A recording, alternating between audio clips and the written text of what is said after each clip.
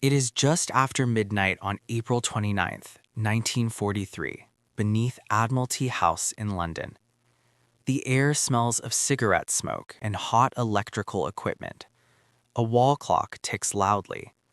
At the center table, an intelligence officer stands motionless, eyes fixed on a teletype machine spilling letters from neutral Spain.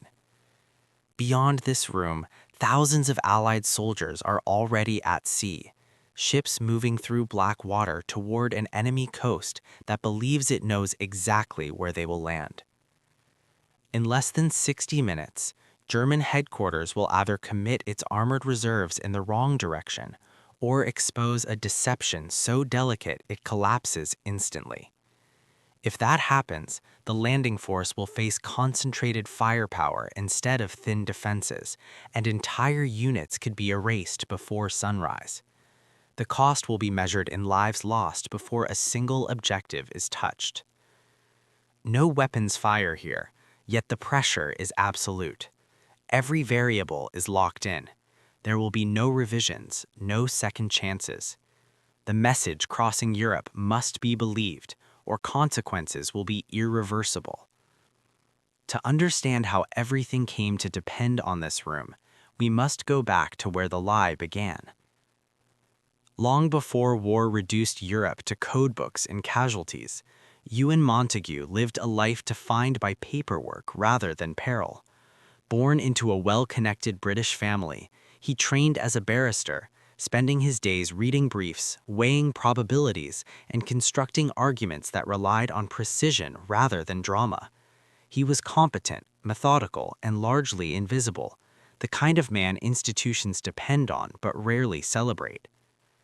Outside the courtroom, Montagu's interests were quietly practical. He understood how people thought when they believed they were unseen, how small details shaped credibility, and how narratives collapsed when even a single inconsistency appeared. These were not heroic skills. They were habits formed through routine, patience, and an almost obsessive respect for logic. When war came, Montagu entered naval intelligence not as a warrior, but as an administrator. His earliest ideas were modest and inelegant. He sketched scenarios on paper, imagined enemy analysts reading intercepted reports, and asked a simple question others ignored. What would convince him if he were on the other side of the desk? The first version of his concept looked crude, almost job-like, a bureaucratic thought experiment, not a weapon. To seasoned officers raised on guns and tonnage, it seemed irrelevant. War, they believed, was decided by force, not fiction. Montagu did not argue. He refined. And quietly, an ordinary legal mind began shaping something that would soon carry lives, fleets, and nations on its fragile frame. Soon, circumstance would demand that this quiet competence be tested under unbearable, irreversible pressure of war. When Montagu's ideas entered the machinery of wartime Britain, they collided with an institution built on hierarchy, precedent, and fear of embarrassment. Naval intelligence was not hostile by nature, but it was conservative by necessity. Doctrine manuals emphasized verified signals, captured documents, and battlefield reconnaissance. What Montagu proposed relied instead on inference, psychology, and assumptions about how enemy analysts thought. To many senior officers, that alone made it suspect. Formal objections appeared quickly. One memorandum dismissed the concept as an imaginative diversion with no operational reliability. Another officer reportedly scoffed that it was the sort of trick suitable for a novelist, not a war. Peers warned that the plan bordered on the absurd, calling it fragile, theatrical, even childish. One naval planner described it bluntly as a fantasy that would collapse under real scrutiny. The implication was clear. If this failed, careers would end alongside lives. Beyond ridicule lay bureaucracy. Recruitment required coordination between naval intelligence, the air ministry, foreign offices, and diplomatic channels. Each demanded guarantees that could not be given. Resources were scarce. Even securing basic materials involved weeks of forms, signatures, and quiet resistance. No department wanted its name attached to something so unconventional, so responsibility was passed sideways, delayed, or quietly ignored. Standard doctrine promised safety through repetition. Montague's insight offered none. It asked leaders to trust that the enemy could be manipulated without direct force, that belief itself could be engineered. To the institution, this was recklessness disguised as cleverness. Yet as operational pressures mounted and conventional options narrowed, dismissal slowly gave way to reluctant consideration. The system did not embrace the idea. It tolerated it, uneasily, because alternatives were running out. When Montague's proposal resurfaced, the war had reached a critical hinge. By early 1943, the Allies were preparing to strike into southern Europe, seeking a route that could fracture Axis defenses and relieve pressure on the Eastern Front. Previous campaigns had shown the cost of miscalculation. Amphibious assaults bled men at staggering rates, and every landing faced the same brutal arithmetic.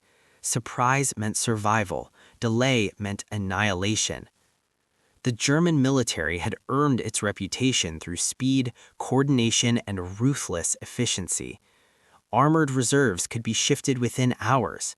Intelligence failures were punished without mercy. In North Africa and earlier Mediterranean operations, Allied forces had learned that once German commanders identified the true axis of attack, resistance hardened instantly. Entire battalions were erased in minutes when defenses converged. The physical environment offered no forgiveness. Narrow coastlines funneled troops into predictable corridors. Spring weather brought rough seas and poor visibility, complicating resupply and evacuation. Shipping losses already numbered in the thousands of tons, and trained manpower was irreplaceable. Every convoy sunk, every landing delayed, amplified the strain on an alliance fighting across multiple continents. Casualty projections for the coming operation were grim. Planners expected tens of thousands of losses if enemy forces responded as anticipated. Under these conditions, innovation was no longer optional. Conventional deception measures had been exhausted, anticipated, or ignored. If the Allies were to succeed, they needed the enemy looking decisively in the wrong direction at precisely the wrong moment. This was why an idea once dismissed now became unavoidable. Montague's solution did not rely on firepower, but on narrative engineering. The core premise was deceptively simple. Enemy intelligence officers were human, trained to doubt noise but trust patterns. If a false pattern could be made to appear consistent, boring, and internally verified, it would be accepted without question. The operation unfolded in deliberate stages. First came the creation of a fictional officer, complete with rank, service number, and personal history that could survive scrutiny. Every detail mattered. Clothing was weathered naturally. Pockets held mundane items, receipts, keys, and handwritten letters, objects no spy would invent because they were too ordinary. These artifacts were positioned exactly where an enemy examiner would expect to find them. Next came controlled exposure. The information was not delivered directly, it was allowed to be discovered, filtered through neutral channels, delayed just long enough to feel authentic. Conventional doctrine insisted intelligence had to be verified through multiple sources. Montague exploited this by planting corroboration in advance, ensuring that when one piece surfaced, others already existed to support it. The brilliance lay in restraint.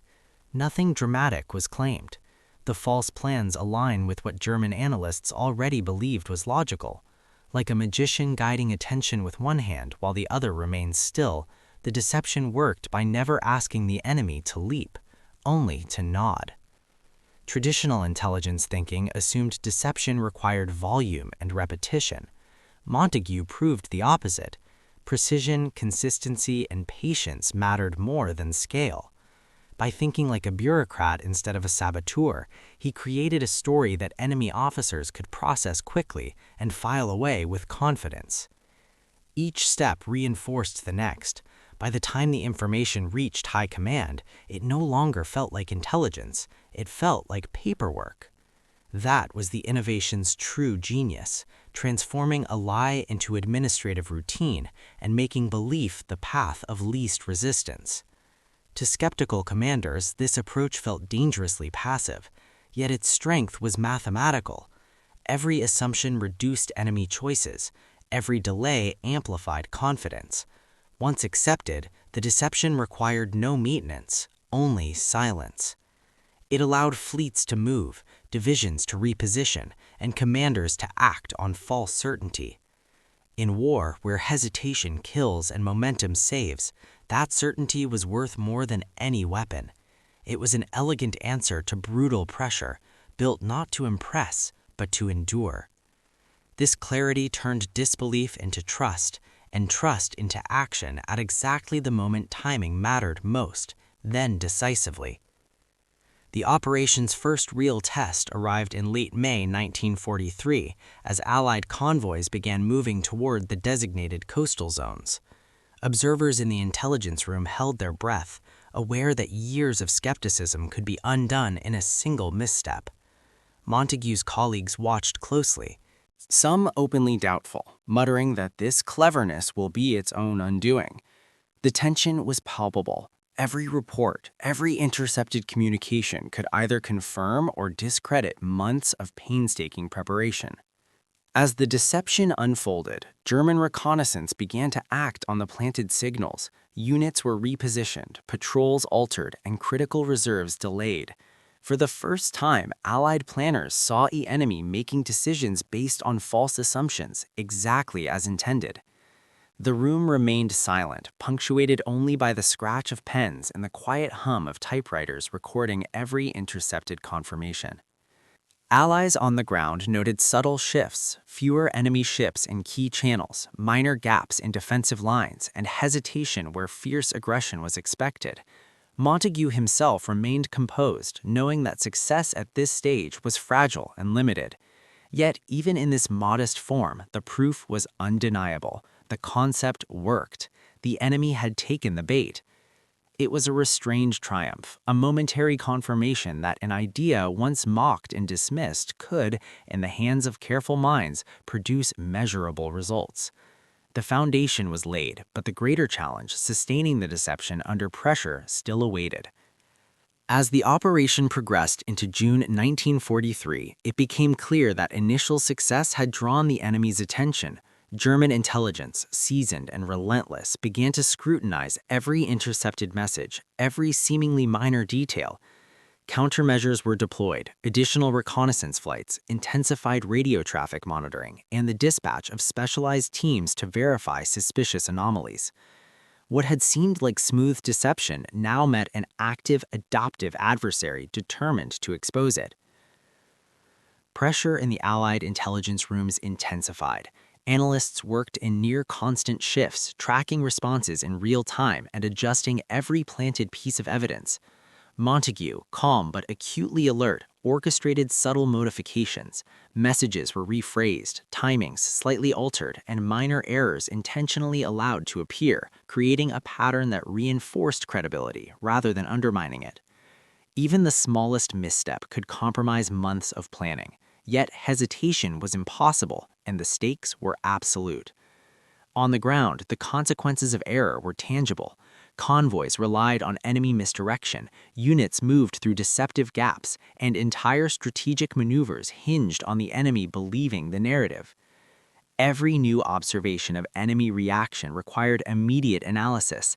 A patrol diverted too early might signal suspicion. A supply train delayed unexpectedly could undermine the story. Montague's team adopted continuously, balancing risk with the minimal interventions necessary to maintain belief. What unfolded was a delicate dance of pressure and ingenuity. By the third week of June, it was no longer luck or novelty sustaining the plan. German forces were reacting as if the deception were reality, while the Allies moved with greater confidence and fewer losses. Montagu's mastery became apparent. He anticipated, manipulated, and corrected in real time, proving that meticulous planning combined with adaptability could outmatch brute force. Room, once filled with doubt and whispered skepticism, now hummed with quiet respect. The stakes had never been higher, yet each precise adjustment drew the operation closer to its decisive climax. The enemy's adaptation had tested every assumption, yet the plan held, demonstrating that control over perception could shape the battlefield as effectively as artillery, and setting the stage for the moment when the payoff would become undeniable.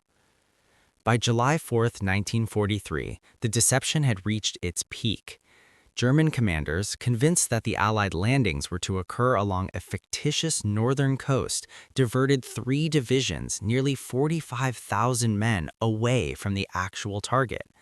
Convoys sailed under the enemy's watchful eyes, yet no resistance emerged where it was expected. Minesweeping operations cleared channels unchallenged, artillery positions remained silent, and reconnaissance aircraft reported empty beaches. In the span of 24 hours, the Allies secured a foothold with minimal casualties, losing fewer than 200 men, while the enemy scrambled to reposition armored units over treacherous terrain. Every move aligned with the predictions Montagu had calculated weeks in advance. The result was absolute, measurable, and verifiable. The enemy's attention had been successfully misdirected, objectives captured efficiently, and lives preserved. What had once been dismissed as fantasy had become undeniable fact, proving the power of strategy, precision, and imagination over brute force. The plan had worked. In the days following the operation, Montagu's superiors reviewed the results with a mixture of relief and reluctant admiration. Officers who had once dismissed his plan as a bureaucratic whim or an amateurish diversion now faced irrefutable evidence of its success. Detailed reports showed the enemy's misallocation of 3 divisions, the minimal Allied casualties, and the precise timing that allowed the landing to proceed without interference. Quietly, skepticism gave way to acknowledgement. Within naval intelligence, conversations shifted. Whispers of mockery were replaced with cautious respect. Colleagues who had questioned every detail began referencing the operation as a model for creative problem-solving. Even those outside the immediate planning team recognized that the success had not been a stroke of luck, but the product of meticulous preparation, discipline, and an understanding of human psychology that exceeded conventional military reasoning. Tactically, the operation altered the local campaign. Units were able to advance rapidly, supply lines remained intact, and subsequent maneuvers could be executed with confidence. The deception had saved thousands of lives and prevented a potential stalemate. Socially and professionally, Montagu's position was no longer marginal. His intellect, once quietly tolerated, was validated. The individual who had labored in shadows achieved a rare form of vindication. Respect earned not through rank or firepower, but through ingenuity, patience, and the disciplined execution of a plan that others had failed to imagine. After the initial operation, Montagu continued to refine and oversee deception strategies for the remainder of the war.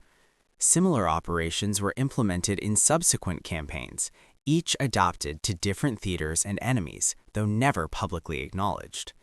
The techniques he pioneered, carefully planted misinformation, controlled exposure, and the psychological manipulation of enemy decision-making, became a cornerstone of Allied intelligence methodology, even as the specifics remained classified.